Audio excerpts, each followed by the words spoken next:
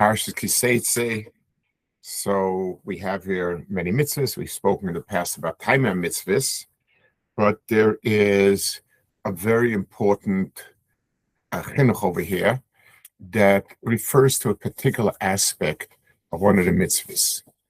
The mitzvah we're talking about is Ken Sipor, and it says in Mishnah that if somebody says Al Ken Sipor Yagir Achmecha, meaning that he's mispal HaKadosh Baruch Hu, that just like he was merachim on a Ken Sipor, just like he had rachmanis on birds, and therefore we have to send away the mother and then take the children and so on, so too HaKadosh Baruch Hu could be merachim on us. If a person uses that phrasing, then we dismiss him from being the shlich tzibur, the chazan.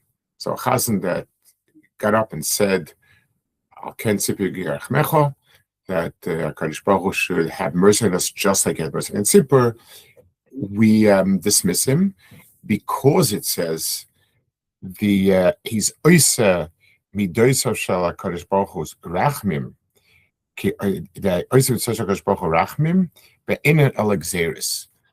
is making HaKadosh Baruch Hu's mitzvahs into Rachamim, where in fact they are not mercy, but gezeros, commands, ordinances, something along those lines. It's a very hard mission to understand. It sounds like mercy does not exist at all by HaKadosh Baruch Hu. Everything is just kind of strict, or however you want to call it. We know it says that a person needs to emulate HaKadosh Baruch Hu. Mahu merachim, mafate merachim. HaKadosh Baruch Hu has mercy. We also have mercy. Mercy is one of the great midos. Rachamim is an extraordinary midah. We speak HaKadosh Baruch Hu as being a kel rachum. What does it mean that he makes HaKadosh Baruch Hu's midos rachmim when they're really gzeres? Very, very hard to understand. So the chinuch here gives us an understanding of what that means. And let's try to understand a little bit what we refer to when we speak be having rachmanis. Imagine a person is walking along the street and he sees somebody who's fallen down, chas v'shalom, somebody who looks weak, frail, lost. An empathy awakens up in our heart, which obviously is a good midah, and that empathy prompts us, you must go help this person. He's suffering, he's in terrible situation, so on. That's midah of rachmim that we talk about. Now, let's give another example where the same type of emotion comes up and pushes a person to do something.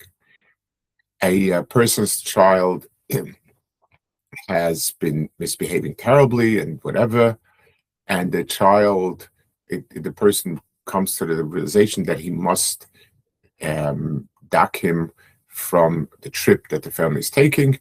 The only thing that will keep him in line is having suffered that punishment once and knowing that he how terribly misbehaved. Well, it comes time and he tells the child, "I'm sorry, you cannot come on a trip with us because you've been terribly misbehaving." The child starts crying, it really hurts and so on, and we feel pity for the child and we give it. Now, Seichel says that was the wrong move. The child it's not good for the child to develop bad midos in the way he's developing. He needs a consequence that's painful, but will bring him to doing what's good. And by letting rachmim take over, it's not good. So we have seichel and a person's das being the crown of the person. That should be running the show.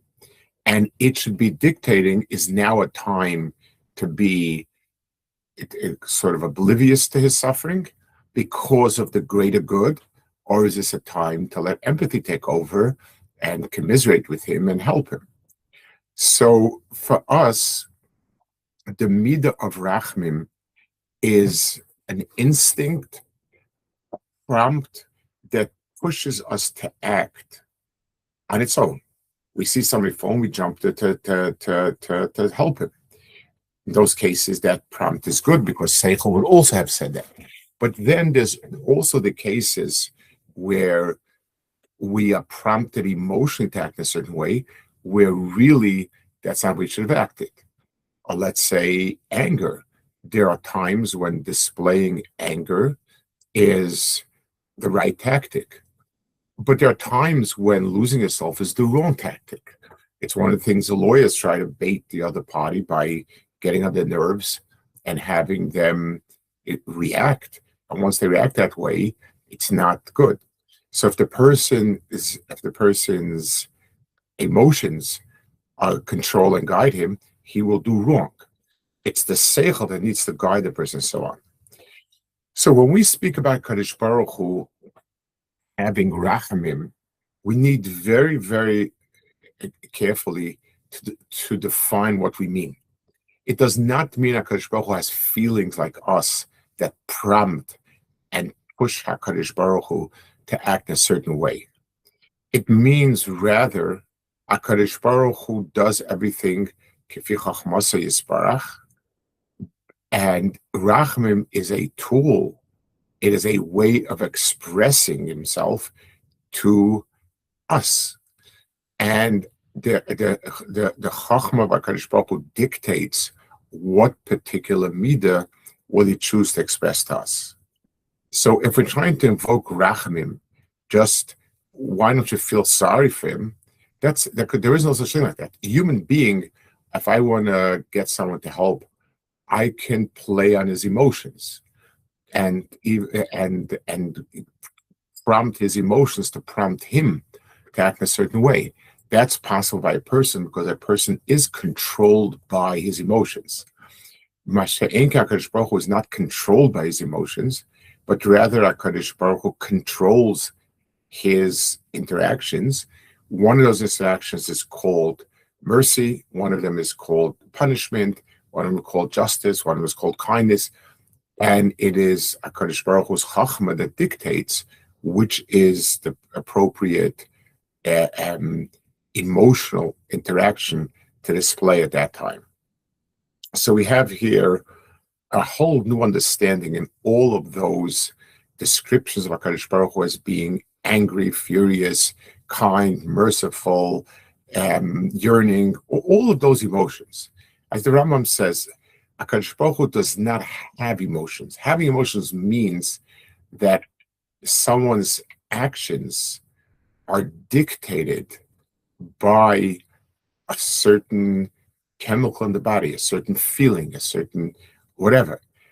And so even if the person realizes he ought to act differently, he's still pressured by that. That does not exist for HaKadosh Baruch Hu at all.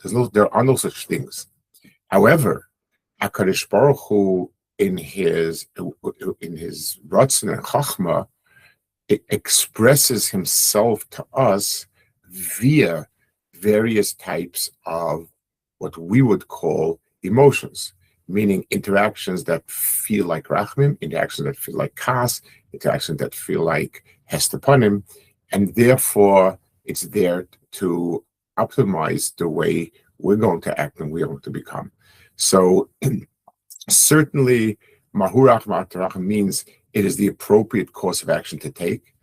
And as the Rambam says, actually, Halasteos, that the most fundamental aspect of Mahuach Atar is just like by Kadosh Baruch Hu. It is his das, it is the midah of das, better said, that dictates what's going to happen. A person needs to align all of his actions based on his das. His das needs to make determination what are the right activities. All of those activities of chesed and rachmis tend to be the right activities, but the das has to make that determination, and we have to act based on that determination. So yes, HaKadosh Baruch Hu expresses himself to us through Rachamim, but Rachamim is not something that pushes or prods or pulls HaKadosh Baruch Hu in any direction whatsoever.